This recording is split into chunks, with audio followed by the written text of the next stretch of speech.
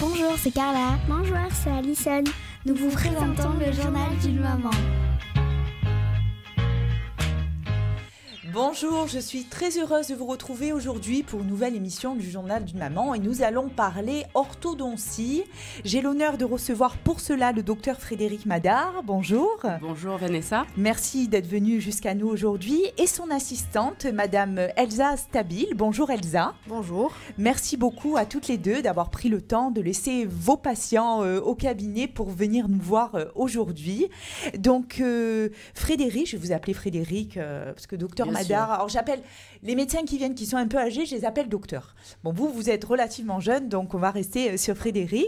Donc vous êtes déjà une maman aussi de 3 enfants. C'est ça. Donc vous êtes spécialiste qualifié en orthopédie dentofaciale. Vous êtes donc ancien interne des hôpitaux de Marseille et de Nice, ancienne assistante hospitalière universitaire à Marseille et également ancienne attachée de consultation en chirurgie maxillofaciale à l'hôpital Nord. Vous avez une maîtrise de sciences biologiques et médicales.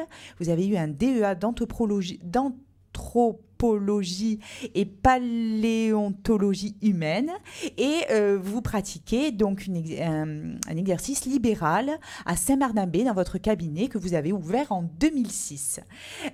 Vous êtes également intervenante à la faculté dentaire.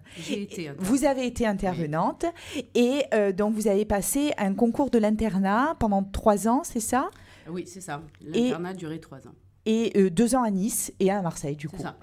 Et vous avez ensuite intégré le CESMO, qui est une spécialité qualifiante de l'orthodontie, qui a duré 4 ans. Puis vous avez été donc nommée assistante à l'hôpital universitaire, donc pendant 4 ans. C'est ça.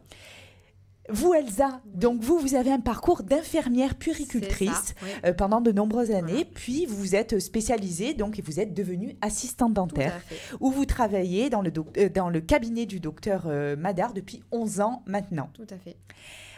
Nous allons parler des traitements orthodontie. Alors, je pense qu'aucun enfant ne peut y échapper. Ou alors, j'en ai jamais connu. Donc, à un moment donné, les enfants viennent vous voir. Alors, c'est une spécialité dentaire, l'orthodontie, qui consiste à corriger l'alignement des dents et des mâchoires à l'aide d'un appareil. Dans le cas de l'orthodontie de l'enfant, certains éléments peuvent venir déformer la mâchoire, comme la succion trop tardive du pouce ou d'une tétine. Et les premiers signes apparaissent généralement vers l'âge de 7 ans, au moment où les incisives permanentes poussent, ou bien vers l'âge de 11-14 ans avec la sortie des canines. Mais vous allez nous expliquer tout ça. Frédéric Madar, à quel âge des parents peuvent se poser la question si l'enfant a besoin d'un traitement orthodontie ou pas ? Alors, dans un premier temps, je vais rectifier une petite chose. On ne traite pas tout le monde. Pas tout le monde a besoin d'orthodontie. Ça, c'est une erreur. Enfin, la plupart, quand même. La plupart, c'est vrai. Pourquoi ? Parce que, en fait, avec les sucettes que l'on donne aux enfants, le pouce, on a de plus en plus en consultation d'enfants qui sont très jeunes et qui ont des mâchoires complètement déformées. Donc, la première consultation peut se faire à partir de l'âge de 3 ans. C'est les plus petits que nous ayons eus au cabinet, qui avaient complètement des mâchoires déformées dues à la succion ou du pouce ou de la sucette. Et on arrive à des problèmes de croissance, carrément, où on a un palais qui est trop étroit, où on a une mâchoire inférieure qui est très en arrière et qui est bloquée dans la croissance. Donc, il faut intervenir assez rapidement pour récupérer le potentiel de croissance. Voilà. Donc, à partir de 3 ans, vous pouvez installer des appareils ? Tout à fait, des appareils amovibles sur un laps de temps qui est extrêmement limité. En 6 mois, en général, le problème est réglé. D'accord. Ce sont des appareils qui sont très, très bien supportés par les enfants, très ludiques, où il n'y a absolument pas de douleur. On met des couleurs dans les appareils, on met des paillettes, on met des petites images et l'enfant gère seul son appareil. Ce sont comme des Legos, ça se clip sur les dents et l'enfant le supporte très bien, mange avec, dort avec. avec. Et puis, en même temps, on peut se laver les dents parce que comme c'est quelque chose qui est amovible, ça n'altère pas l'hygiène dentaire. Et on rétablit, si vous voulez, le potentiel de croissance très tôt. D'accord. Donc, ça évite après d'avoir de gros déficits esthétiques plus tard au niveau de la croissance. Alors, est-ce que cet appareil mis très jeune prépare aux appareils avec des bagues pour plus tard, ou quelquefois ils ne mettent que ce petit appareil?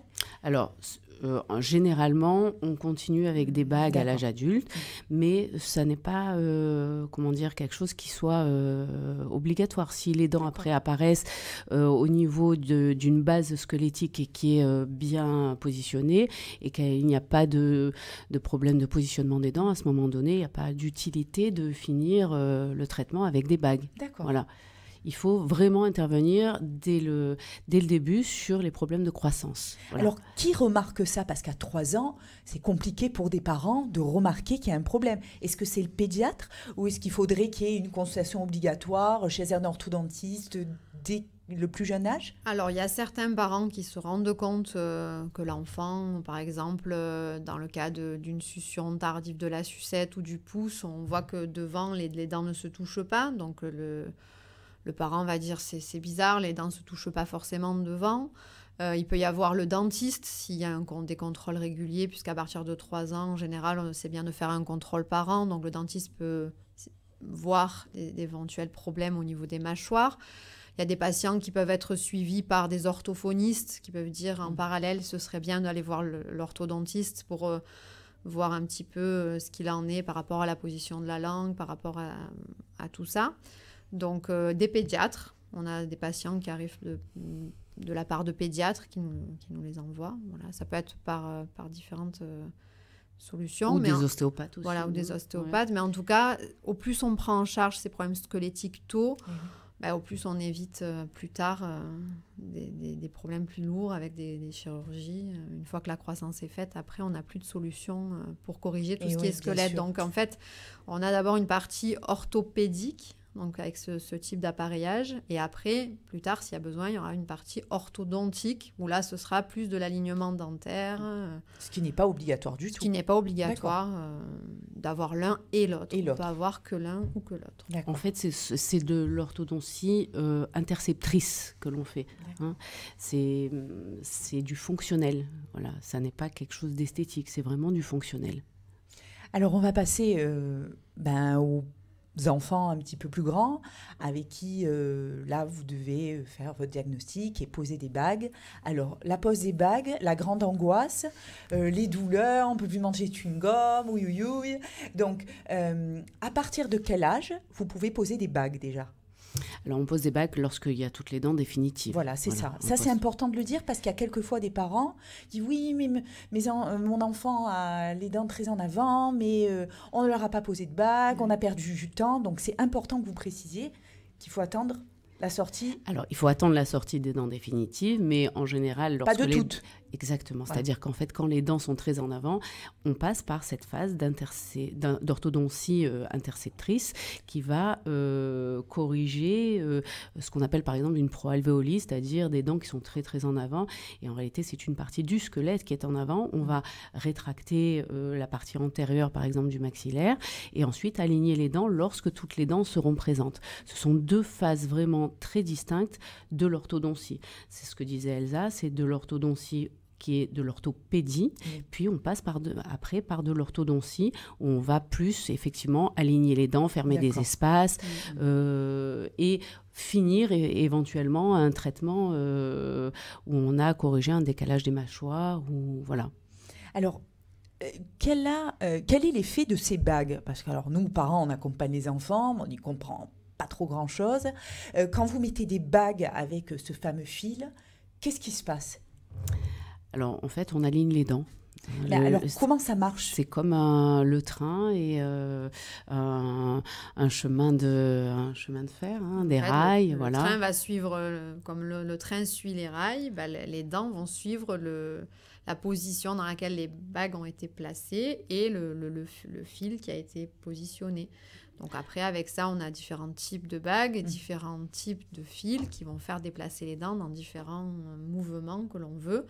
Et après, on positionnera la bague. Alors, la bague, c'est le terme générique qui parle à tout le monde. Nous, normalement, on appelle ça un bracket. Un bracket, j'ai jamais entendu. Voilà.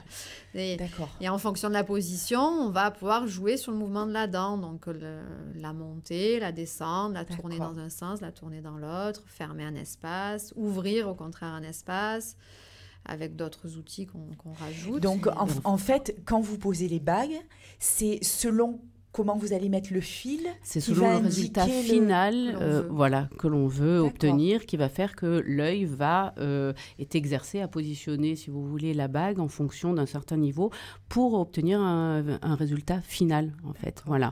Et comme disait Elsa, il y a 2 types de bagues. Il y a les bagues avec des élastiques, il y a les bagues sans élastique, ce qu'on appelle les bagues auto-ligaturantes, qui ont un effet plus doux sur les dents, qu'on ne resserre pas, contrairement aux bagues avec des élastiques, ou quand vous venez au cabinet, par exemple, toutes les 5 semaines, on change ces élastiques. Ces élastiques peuvent être éventuellement de couleur. Et donc, en fait, comme c'est du plastique, ça va s'imbiber de tout ce que l'enfant va manger et va boire.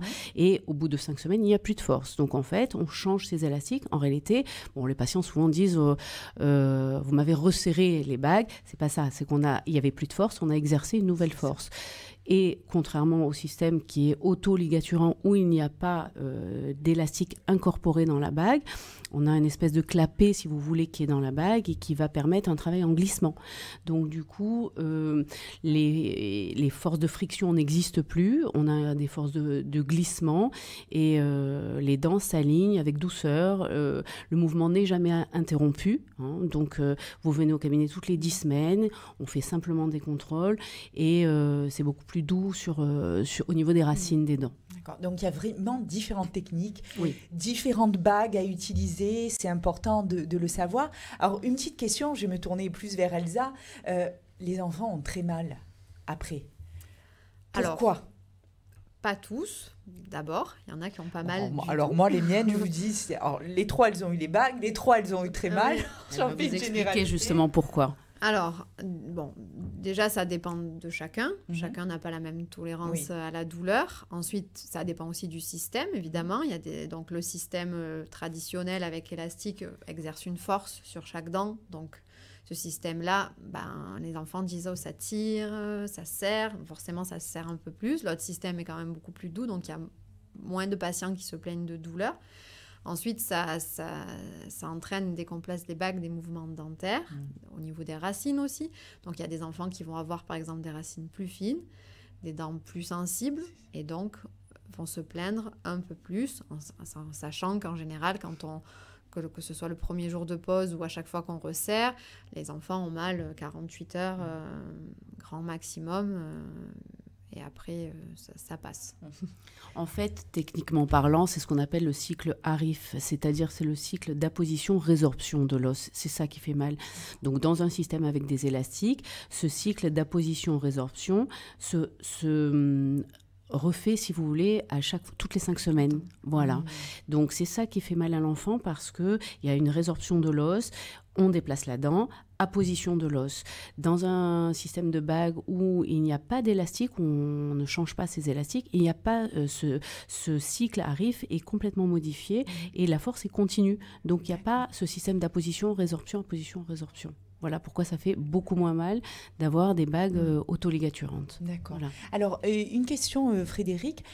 Souvent, les orthodontistes disent on n'installe pas le haut et le bas. Pour quelle raison ? Tout simplement parce que c'est un acte qui est long pour nous. Et pour l'enfant, c'est trop long aussi. D'accord. C'est-à-dire qu'il ne peut pas supporter d'avoir la bouche bloquée plus qu'un quart d'heure parce qu'on met ce qu'on appelle des écarteurs au niveau de la bouche.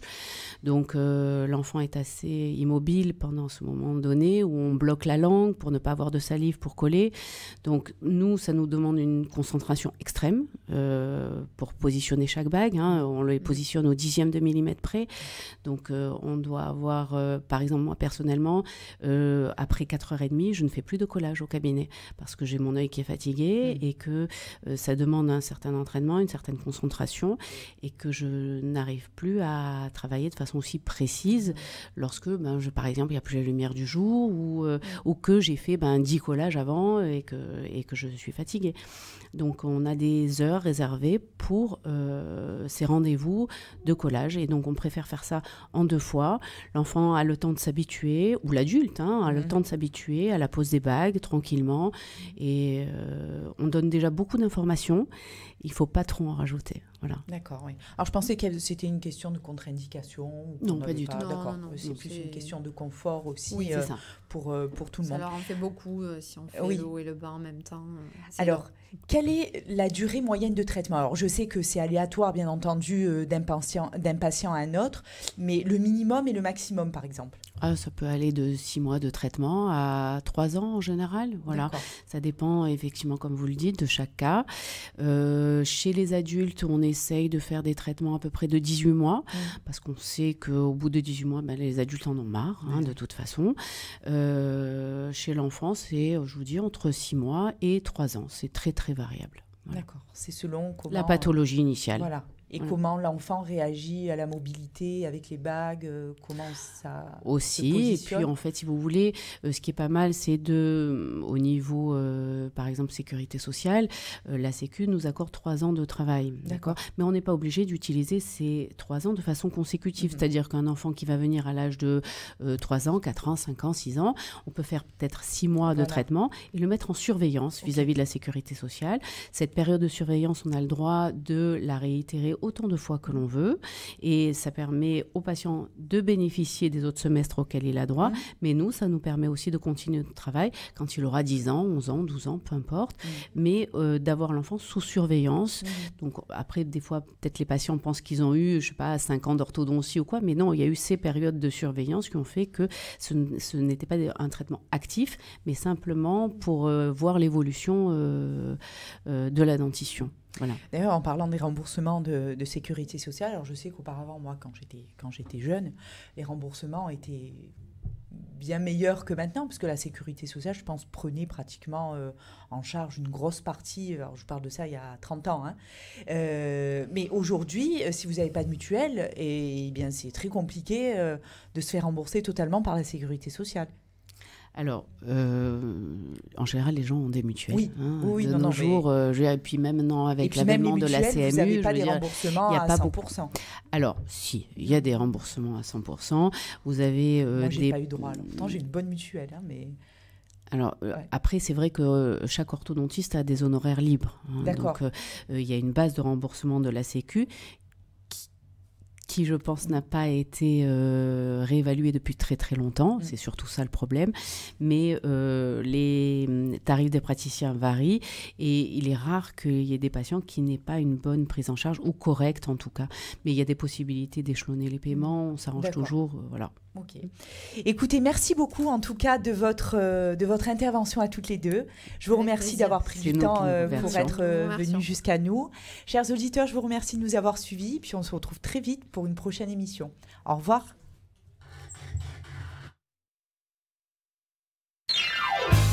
Bonjour, c'est Carla. Bonjour, c'est Alison. Nous vous présentons le journal d'une maman.